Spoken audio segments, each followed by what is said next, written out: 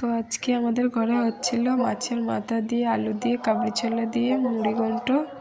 আমার দেওর খেতে চেয়েছে, তাই জন্য এদিকে আলুটা ভেজে নিয়েছি, মাছের মাথাটাও ভেজে রেখে দিয়েছি। পেঁয়াজ টমেটো লঙ্কা কেটে লঙ্কা বেটে রেখেছি। এখন কড়াইতে তেলটা দিয়ে দিলাম, পেঁয়াজটা দেব। পেঁয়াজটা একটু লাল লাল করে ভেজে নেব। লাল লাল করে ভেজা হয়ে গেলে তারপর ওখানে লঙ্কা দিয়ে দেবো।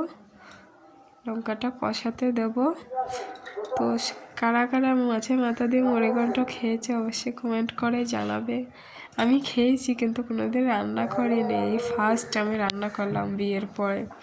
তো কীরকম হবে জানি না, দেখা যাক লাস্ট অবধি কীরকম হয়।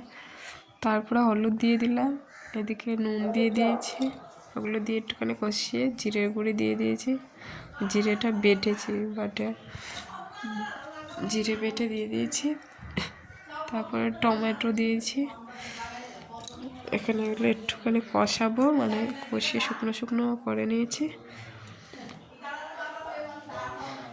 আলু দিয়ে দেবো ওখানে, আলু মাছের মাথা সব দিয়ে এখন কষাবো,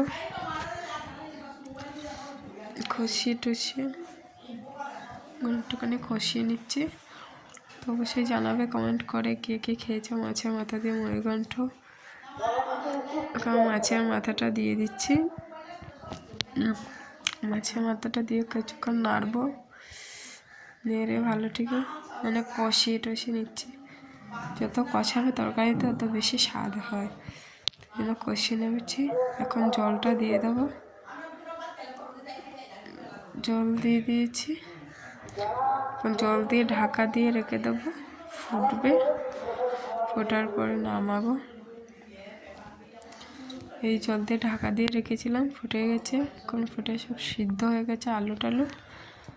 এখন একটু গরম মশলা দেবো আর ধনে পাতা দেবো, দিয়ে নামিয়ে নেব।